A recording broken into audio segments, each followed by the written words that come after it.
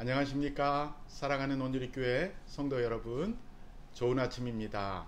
오늘 10월 7일 수요일 아침 새벽기도에 나오신 여러분을 진심으로 환영하고 축복합니다. 이제 우리 찬송가 322장 세상의 헛된 신을 버리고, 이 찬송을 부르면서 새벽기도회를 시작하겠습니다.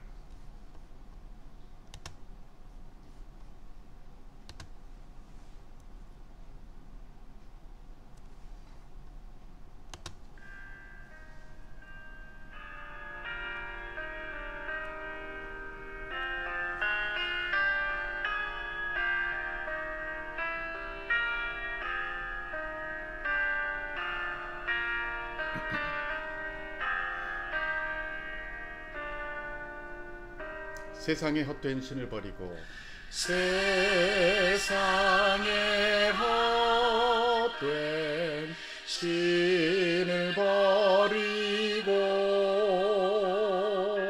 하나님 이름 높여 기리세.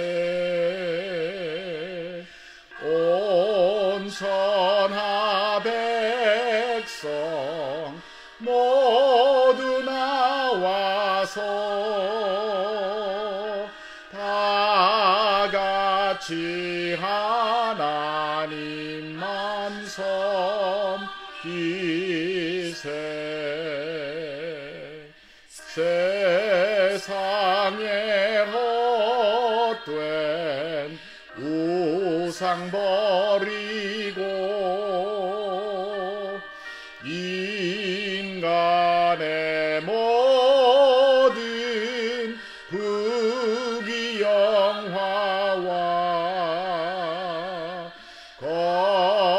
거짓과 불의 모두 버리고 온전히 하나님만 섬기세.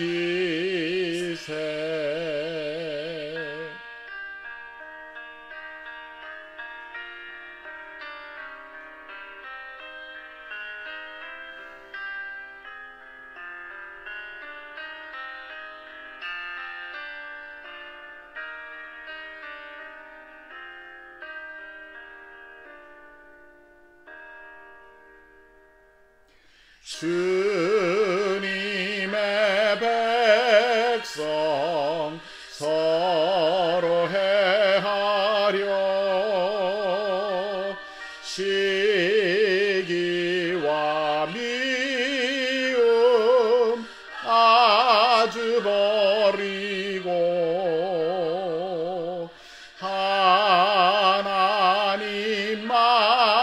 하나님만을 홀로 섬기는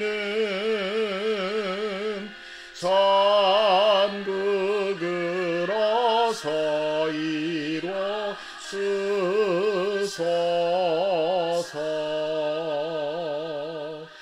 아멘.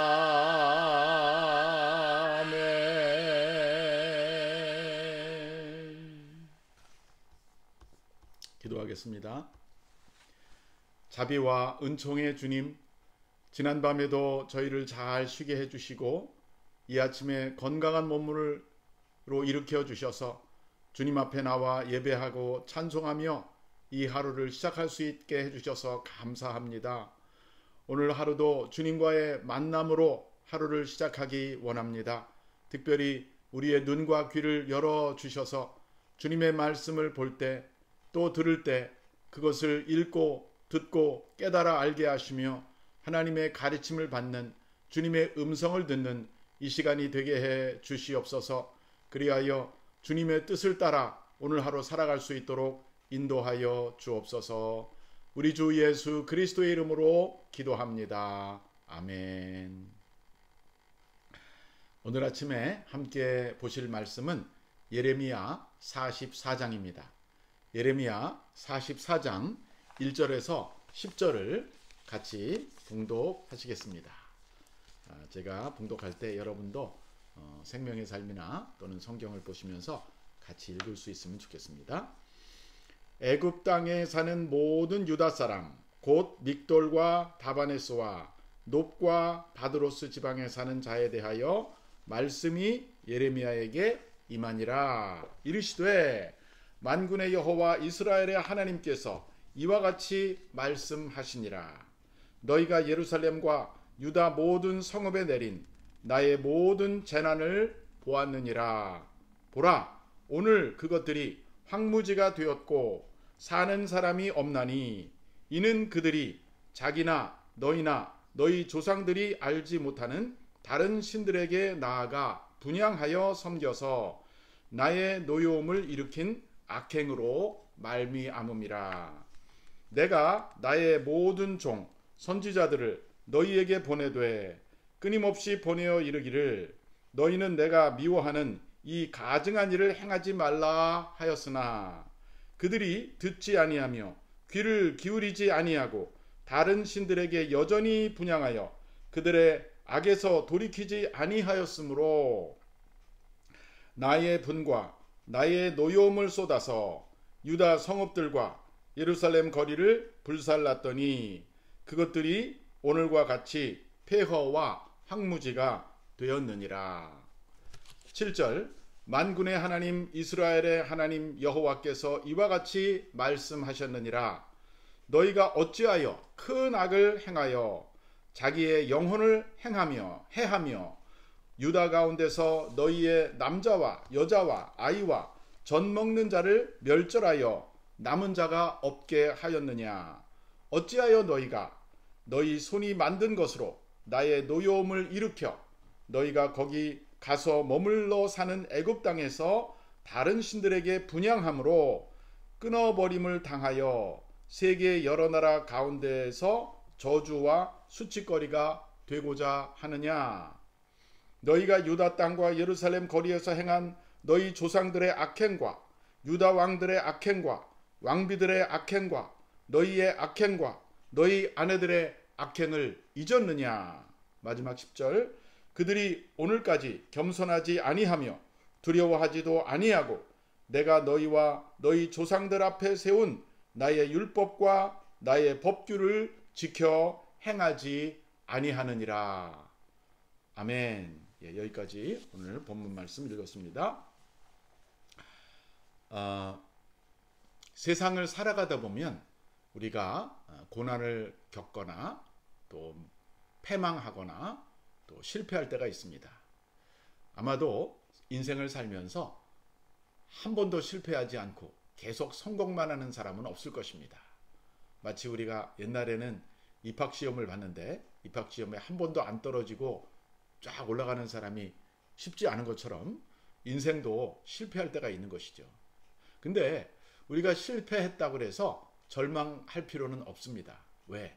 실패를 우리가 잘 받아들이면 또 실패를 잘 돌아봐서 그 원인을 깨달으면 그 다음에는 그 실패를 줄일 수 있기 때문이죠. 그래서 이런 말도 있지 않습니까? 실패는 성공의 어머니다. 그러니까 성공이 오기 전에 실패가 먼저 온다는 것이죠. 그런데 실패를 통해서 아무것도 배우지 못한다면 그것이 참으로 불행한 일이라고 생각합니다. 영적인 생활에서도 마찬가지입니다. 우리가 고난이나 환난을 겪을 때 이 원인이 어디서 왔는가? 이것이 혹시 나의 잘못이나 죄 때문인가? 그것을 빨리 깨닫고 그것을 회개하고 돌이키면 그 실패는 오히려 우리들에게 축복이 될 수 있는 것이죠.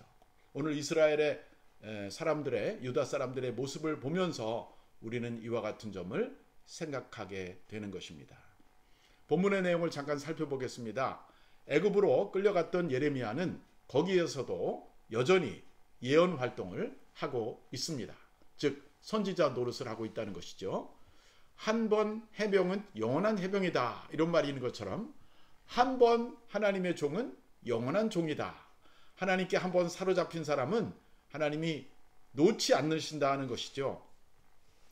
예레미야는 시간과 장소가 바뀌었음에도 불구하고 여전히 그는 자기가 살고 싶은 편안한 삶으로 돌아간 것이 아니라 충실하게 주님의 말씀을 전달하고 있습니다. 이번에 예레미야는 애굽 전역에 퍼져 살고 있는 모든 유다인들을 향해서 말하고 있습니다. 어제 본문에는 특별히 다바네스라고 하는 지역에 있는 유대인들을 위해서 말했다면 오늘은 다바네스뿐만 아니라 믹돌, 다바네스, 그리고 또 높, 그리고 바드로스. 높은 오늘날 멤피스라고 하는 도시의 옛날 이름입니다. 이런 나일강을 중심으로, 나일강이 이제 남북으로 흐르지 않습니까? 그래서 남쪽에서 북쪽으로 해서 지중해로 내려가는데 나일강 그 하류에 있는 지역, 위도로 말하면 북쪽에 있는 그 도시, 그리고 남쪽에 즉 상류에 있는 두 도시, 그래서 남북에 있는 두 도시 이름을 다 얘기하면서 결국은 애굽의 전역에 퍼져 있는 유대인 이민자들을 향해서 하나님의 말씀을 전한 것입니다. 그 예언의 내용은 다음과 같습니다. 애굽의 피신간 유대인들은 하나님이 예루살렘과 유다의 모든 성읍에 내린 재난을 이미 보았다는 것이죠. 그래서 그들이 더 이상 거기서는 살 수 없다고 생각하고 안전하다고 생각하는 애굽으로 도망갔던 것이죠. 그런데 이 재난은, 예루살렘과 유다에 내렸던 재난은 하나님이 친히 내린 재난이라는 것입니다. 우연히 무너진 것이 아니라는 것입니다. 이제 유다는 완전히 황무지가 되었습니다. 그들이 이렇게 처절하게 멸망한 이유가 무엇인지 아느냐? 그 실패의 원인이 무엇인지 아느냐라고 질문하십니다. 그리고 하나님께서 3절에서 이렇게 대답하십니다. 물론 예레미야를 통해서 나온 대답입니다. 이는 그들이나 그들의 조상들이 알지 못하던 다른 신들에게 나아가서 분향하여 섬겨서 하나님의 노여움을 일으킨 악행으로 말미암음이니라고 3절에서 말하고 있습니다. 한마디로 말해서 그들이 망한 이유는 죄 때문이었는데 그 죄 중에 하나님이 제일 싫어하는 죄가 있어요. 그것이 바로 우상 숭배라는 죄입니다. 하나님은 성경 다른 곳에서 나는 질투하는 하나님이다 그랬어요. 그 말은 어떤 뜻이냐면, 보통 질투는 좀 안 좋은 의미로 쓰이지만 이 문맥에서 하나님이 질투한다는 뜻은 하나님만 유일하게 경배를 받기 원하신다는 그런 뜻입니다. 나에게 와야 할 예배가, 나에게 와야 할 경배가 우상들에게, 사실은 신이 아닌 거짓 신들에게 가서는 안 된다라는 것을 하나님은 나는 질투하는 하나님이다라는 말로 표현하신 것입니다. 4절에 보니까 하나님은 그 이스라엘 사람들의 마음을 돌이키기 위해서 선지자들을 한두 명 보낸 게 아니라 그냥 끊임없이 보냈다라고 말씀하세요. 사실 모세도 선지자 중에 하나예요. 또 우리 사무엘도 선지자 중에 하나예요. 그 이후에 많은 선지자들이 남북 이스라엘과 유다에 활동하고 있었지요. 예레미야도 선지자 중에 하나고, 에스겔도 선지자 중에 하나고. 이 선지자들이 했던 일은 뭐냐면 하나님의 대변인으로서, 하나님의 스포크맨으로서 정말 이스라엘 사람들을 향하여 너희가 우상 숭배하지 말고 돌이켜라, 하나님께로 돌아와라, 그리하면 살 것이다 라는 말을 계속 외쳤던 것입니다. 너희는 내가 미워하는 이 가증한 일을 행하지 말라, 그렇게 하나님이 계속 말씀하셨어요. 4절에 보니까. 그런데 이렇게 하나님이 여러 번 선지자들을 보내고 또 보냈는데도 불구하고 이스라엘 사람들은 듣지도 않고 귀를 기울이지도 않았다는 것입니다. 7절에 보니까 하나님은 그들이 이렇게 하나님의 경고를 받아들이지 않고 죄를 지은 것에 대해서 너희가 어찌하여 이 큰 악을 행하여 자기 영혼을 해하느냐라고 질문하십니다. 다른 말로 말하면 이 죄는 그 죄를 짓는 사람의 영혼에 가장 큰 해가 된다는 것이죠. 죄는 마치 자해하는 것 같습니다. 여러분, 만약에 어떤 사람이 칼을 가지고 그것을 유용한 일에, 좋은 일에 사용하지 않고 자기 몸을 찌르거나 자기 몸을 베고 하면은 그건 얼마나 어리석은 일입니까? 근데 영적으로 볼 때 우리 하나님의 백성들이 죄를 짓는 것은 마치 자기 몸을 상하는 것과 같은 그런 스스로를 해하는 일이라고 오늘 여기 하나님께서 말씀하십니다. 한 걸음 더 나가서 하나님의 백성들이 죄를 지으면 하나님은 그들을 자기에게서 끊어버리시고 세계 여러 나라 민족들에게 저주와 수치거리가 되게 하신다고 말씀하십니다. 이것은 죄에 대한 하나님의 엄중한 심판인 것이죠. 실제로 유대인들은 예루살렘이 멸망한 이후에 70년간 바벨론에 끌려가서 정말 수치와 조롱과 멸시를 당하고 살았습니다. 또 그들이 다시 돌아와서 성전을 짓고 다시 회복됐지만 한 400년 후에 예수님이 오신 후에 또 예수님을 거부하지요. 그래서 AD 70년 예수님 돌아가시고 약 한 3, 40년 후에 예루살렘이 다 멸망하게 되고 이스라엘 사람들은 전 세계로 흩어져서 거의 2000년 동안 정말 떠돌아다니다가 1948년 팔레스타인에서 이스라엘이라는 나라가 세워지기 전까지 그들은 민족은 있지만 나라가 없는 민족으로 방랑생활을 했던 것입니다. 이렇게 하나님의 말씀과 뜻에 순종하지 않으면 처절한 결과를 경험하게 되는 것이죠. 예레미야는 애굽에 있는 유대인들에게 그들이 어찌 그 조상들의 악행을 그렇게 빨리 잊어버렸느냐라고 질책하고 있습니다. 과거에도 그들은 하나님을 버리고 우상을 섬기다가 외국인들에게 수모를 당하고 고난을 겪었는데 그 실패에서 배우지 못했던 것이죠. 실패를 통해 배우지 못한다면 똑같은 실패가 반복될 수 있는 것입니다. 그뿐만 아니라 그들은 아직도 겸손하지 않고 아직도 하나님을 두려워하지 않고 하나님이 그들의 조상들을 위해서 세우셨던 율법과 법규를 지키지 않고 있다라고 10절에서 말씀하고 계십니다. 이스라엘의 패망의 원인은 분명했습니다. 그것은 바로 우상 숭배였습니다. 오직 하나님만 섬기라고 그러면 복을 주시겠다고 약속하셨지만 그들은 하나님의 말씀을 소중히 여기지도 않고 오히려 주변 나라 이방 사람들의 그 신을 더 멋진 신으로 여기고, 왜냐하면 눈에 보이고 만질 수 있고 그러니까, 그래서 그 신들에게 분향하고 그 신들에게 제물을 드리고 그렇게 해서 하나님의 진노를 샀던 것입니다. 하나님께서 선지자들을 끊임없이 보냈는데도 그 경고도 받지 않았던 것이죠. 하나님이 징계하실 때 깨닫지 못하고 마음을 겸비하지 않으면 우리는 실패를 반복할 수밖에 없다는 것을 오늘 본문을 통해서 다시 한번 배우게 됩니다. 자, 이제 오늘 본문의 교훈과 말씀을 한번 우리에게 적용해 보면 좋겠습니다. 자, 오늘은 과연 어떻습니까? 우리는 어떻습니까? 우리는 고통과 재난과 우리가 지금 당하는 이 코로나 팬데믹과 이 엄청난 이 정말 전 지구촌의 이 고통이 그냥 우연히 온 것일까요? 혹시 오늘날 우리가 먹고 사는 것은 편해지고 모든 생활이 편리해졌지만 우리의 마음의 중심이 하나님에게 가 있지 않고 나의 업적, 나의 기술, 나의 능력을 과시하고 믿었던 그런 우리 마음속에 우상 숭배가 있지는 않았는지요? 우리가 어떤 형상이나 모양을 만들어 놓고 혹은 그림을 그려 놓고 그 앞에 절하지 않는다 할지라도 우리의 마음속에 하나님보다 더 소중하게 여기는 것들이 있다면, 신약에서 골로새서에 보면 탐심은 우상 숭배라고 그랬거든요. 그러니까 우리가 명예를 탐하고 또 물질을 탐하고 또 쾌락을 하나님보다 더 사랑하게 되면 결국 우리는 구약의 백성들처럼 우상 숭배하는 사람들이 될 수 있는 것입니다. 만일 우리가 우상 숭배를 통해서 개인적으로나 가정적으로나 국가적으로 이런 고난을 겪고 있는 것이라면 우리가 하루빨리 깨닫게 되고 하루빨리 우리의 죄를 정말 발견해서 그것을 돌이킬 수 있는 것이 가장 필요한 줄로 믿습니다.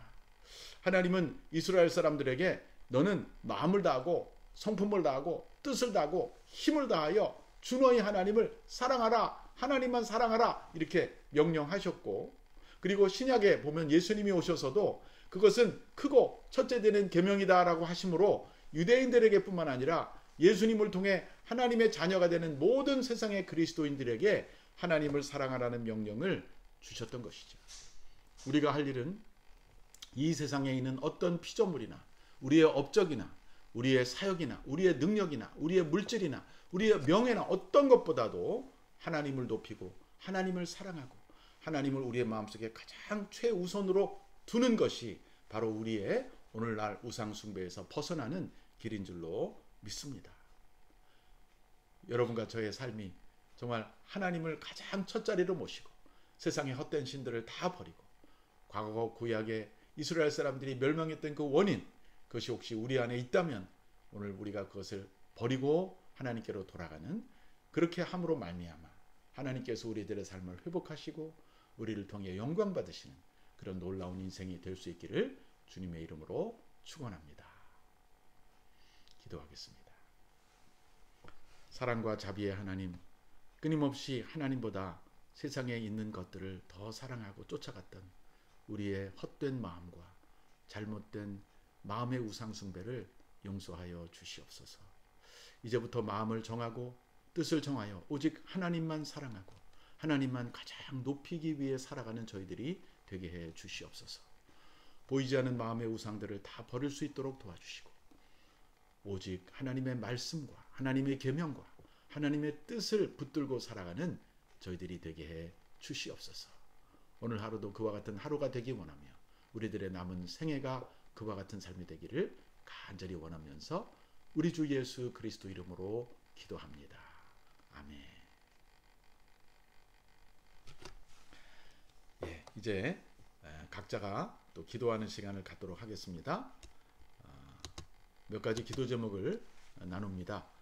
우리 마음이 오직 하나님만을 높이고 하나님만을 온전히 사랑하며 모든 우상 숭배에서 벗어나게 해달라고 기도합시다. 두 번째, 우리 교회를 위해서 기도해 주십시오. 우리 온누리 교회가 정말 이 지역에 주님의 이름을 높이고 주님의 이름을 알리고 또 주님을 알지 못하는 사람들에게 하나님의 사랑과 하나님의 이름을 알리는 교회가 되게 해달라고, 또 우리가 이 일을 위해서 파송한 선교사님들 축복해 주시고 또 우리 환우들의 건강, 또 우리 자녀들의 믿음을 위해서 기도하십시다.